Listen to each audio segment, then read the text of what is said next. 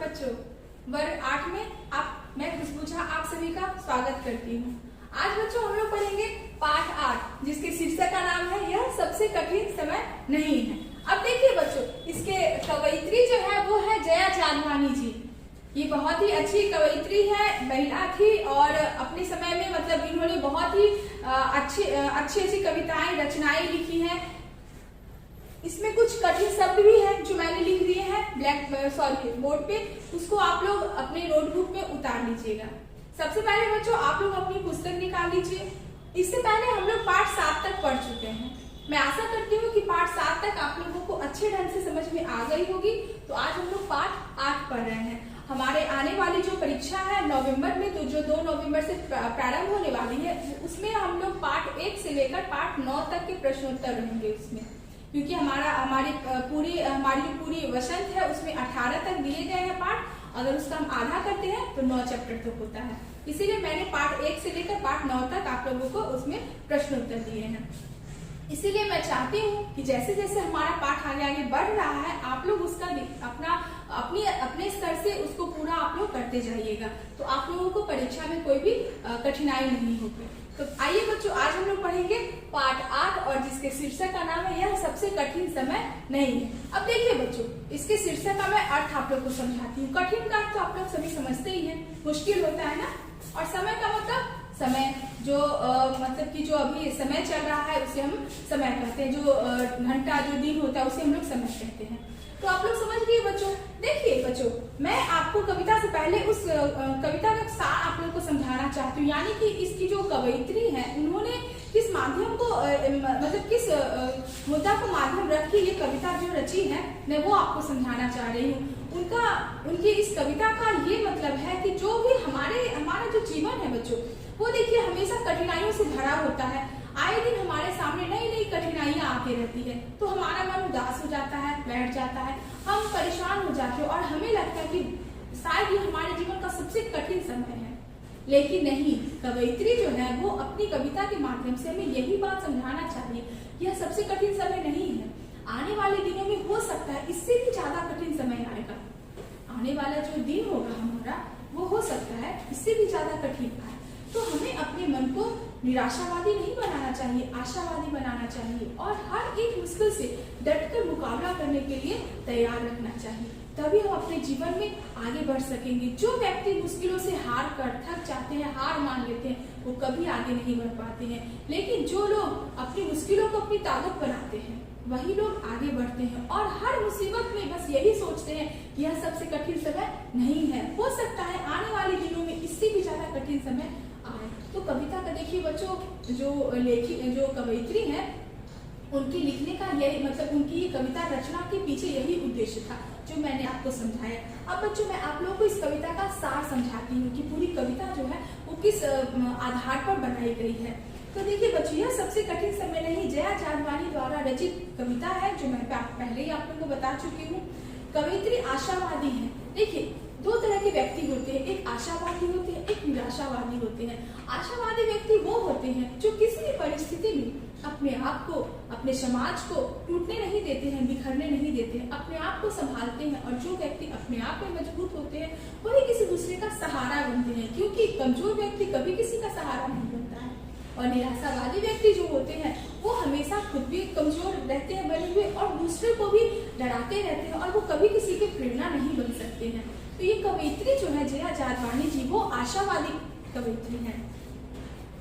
निराशा के अंधकार में डूबे हुए मनुष्य को आशा की किरण दिखाते हुए वह कहती है कि आज का समय सबसे कठिन समय नहीं है। कवयित्री जो है वो निराशा में डूबे हुए व्यक्ति को यह आशा दिलाती है कि यह सबसे कठिन समय नहीं है। आने वाले दिनों में हो सकता है इससे भी ज्यादा मुश्किलें आएंगी हमारे सामने, या फिर इससे भी ज्यादा कठिन दिन आएंगे हमारे। क्योंकि आज भी चिड़िया जो है वो अपनी चोंच में तिनका को दबाए हुए हैं। अब बच्चों आप लोग सभी जानते हो कि चिड़िया अपनी चोंच में तिनका क्यों दबाती है। चिड़िया जब अपनी चोंच में तिनका दबाती है तो वो एक आशा में दबाती है, एक उम्मीद में, और उसकी उम्मीद होती है अपने घोंसले का निर्माण करने का।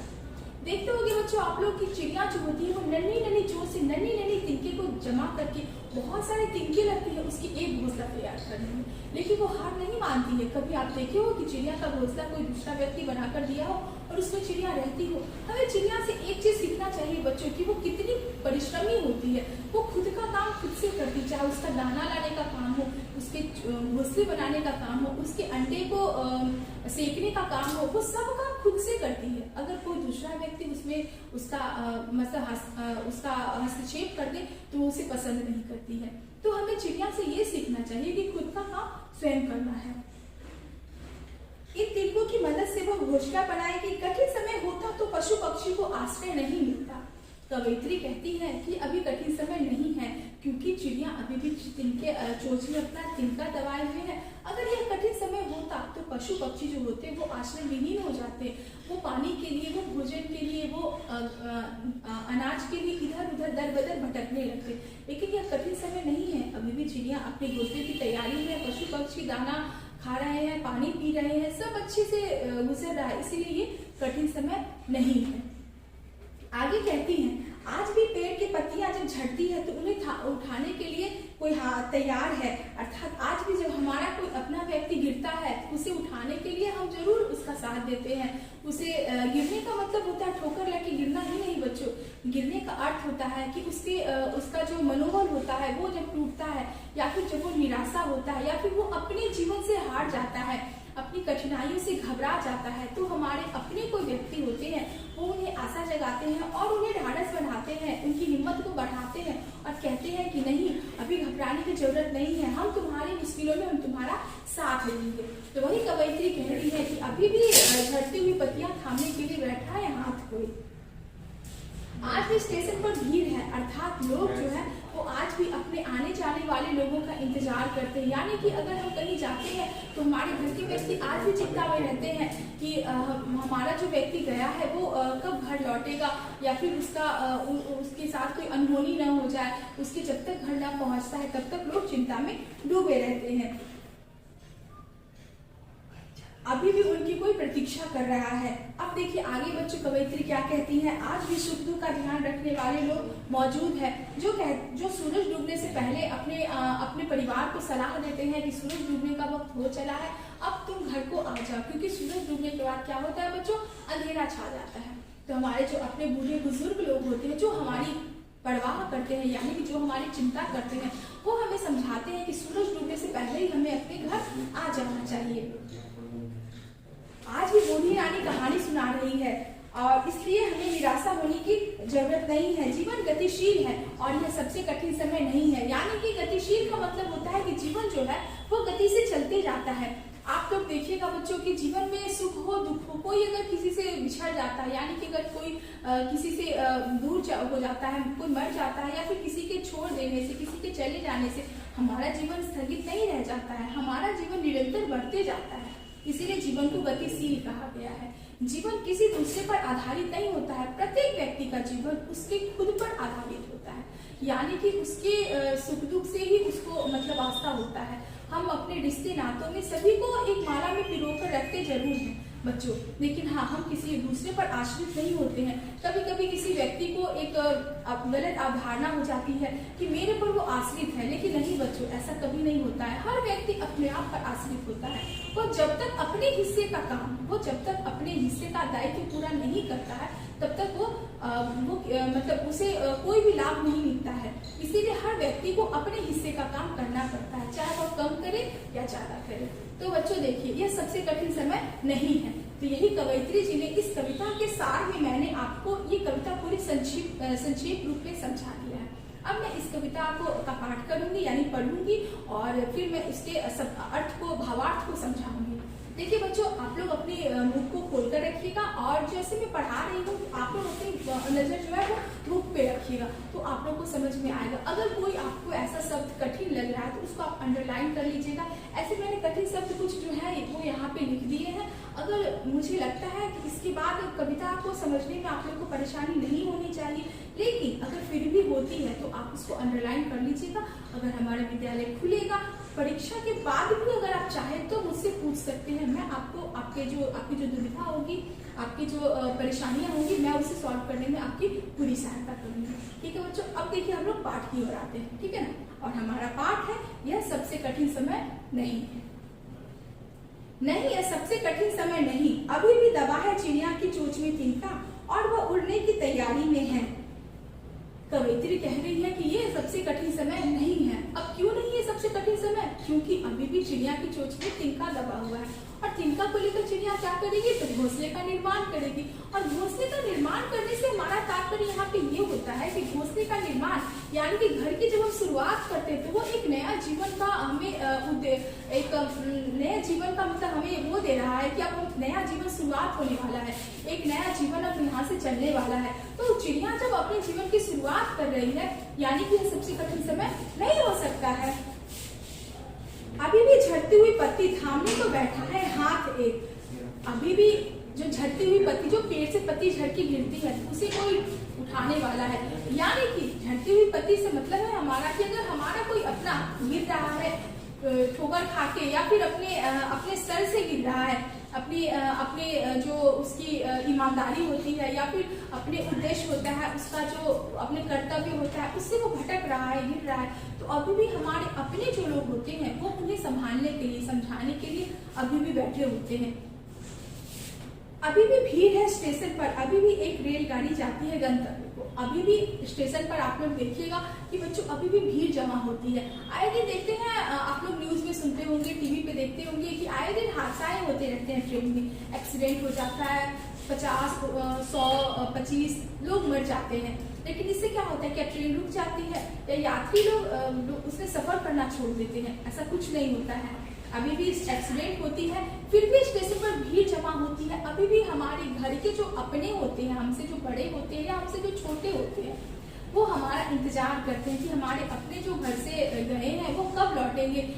तो इसीलिए अभी भी सबसे कठिन समय नहीं है। जहाँ कोई कर रहा होगा प्रतीक्षा, यानी कि हमारे अपने जो होते हैं वो हर क्षण हमारी प्रतीक्षा करते हैं।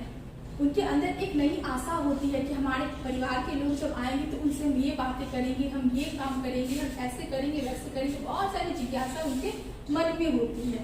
अभी भी कहता है कोई किसी को, जल्दी आ जाओ, सूरज डूबने का वक्त हो गया है। अभी भी जब हमारे अपने घर से बाहर निकलते हैं, चाहे वो बच्चे हो या बूढ़े हो या फिर जवान हो, जो भी हो, तो हमारे घर के जो बूढ़े बुजुर्ग होते हैं अभी भी उन्हें समझाते हैं कि सूरज डूबने का वक्त हो गया है और शाम होने से पहले घर पे आ जाना सुरक्षित माना जाता है। इसीलिए सूरज डूबने से पहले आप अपने घर पे आ जाओ। यानी कि अभी भी ये चिंता हमारे मन में बनी हुई है, यानी कि कठिन समय नहीं है। अभी भी कहा जाता है उस कथा का आखिरी हिस्सा जो बूढ़ी रानी सुना रही है सदियों से दुनिया के तमाम बच्चों को। देखिए बच्चों, जब हमसे पहले हमारी जो मम्मी थी वो भी कहा करती थी कि वो जब छोटी थी तो उनकी दादी रानी उनको कहानी सुनाया करती थी। जब हम छोटे थे तो हमारी दादी रानी हमें कहानियां सुनाया करती थी, और हमारे बच्चे हैं उनकी दादी रानी उनको कहानियां सुना रही है। इसका मतलब ये है कि अभी भी वो वही समय जो हमारे पीछे गुजरा है वही समय अभी भी चल रहा है। यानी कि अभी भी उस कहानी का हिस्सा जो है वो कुछ हम सुने, कुछ हमारी माँ सुनी, कुछ हमारे बच्चे सुने, कुछ उनके आने वाले बच्चे सुनेंगे। यानी कि समय जो है वो परिवर्तन हो रहा है, लेकिन कठिन समय नहीं आ रहा है, यानी कि प्रलय होने वाली नहीं है। वही सब सिलसिला अभी भी जारी है। अभी भी एक बस आती है, अंतरिक्ष के पार की दुनिया की खबर लाएगी, बचे हुए लोगों की खबर नहीं है, सबसे कठिन समय नहीं है। अभी भी अंतरिक्ष में भी लोग जा रहे हैं, वहां से लौट के आ रहे हैं, यानी कि सबसे कठिन समय नहीं है। वहां की खबर, अंतरिक्ष की खबर, वहां पे जो लोग जाते, जो स्पेस जाता है वो हमें यहाँ तक दे रहा है।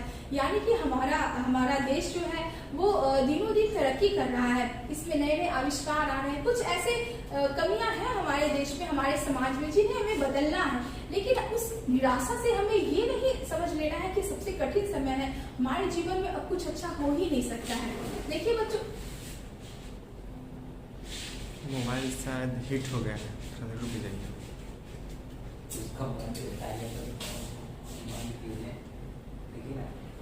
नहीं, वो टाइमिंग ले लिया अभी नहीं, 12 सेकेंड 11 सेकेंड कुछ बताया ना उसको, पहले बंद कर। क्या चैप्टर कितना लंबा है?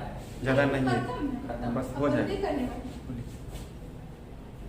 तो कहने का मतलब है कि अभी वो सबसे कठिन समय नहीं है। हमें जितनी भी हमारे जो जीवन में परेशानियां होती है, हमारे समाज में, हमारे आसपास, हमारे रिश्तेदारों में होती है, उन परेशानियों को से हमें डरना नहीं चाहिए, उनका डटकर मुकाबला करना चाहिए और हमें अपनों को, हमें अपने आप को एक विश्वास देना है कि यह सबसे कठिन समय नहीं है। आने वाले दिनों में हो सकता है इससे भी ज्यादा कठिन समय आएगा। और कठिनाई, कहा जाता है, एक बहुत ही पुरानी कहावत है कि ठोकर लगने से आदमी जो है ना वो आगे का रास्ता संभल के चलता है। ठोकर लगने का अर्थ ये नहीं है कि आप ठोकर लगने से गिर जाओ और आप निराशा हो जाओ, यानी कि आप चलना छोड़ दो, नहीं।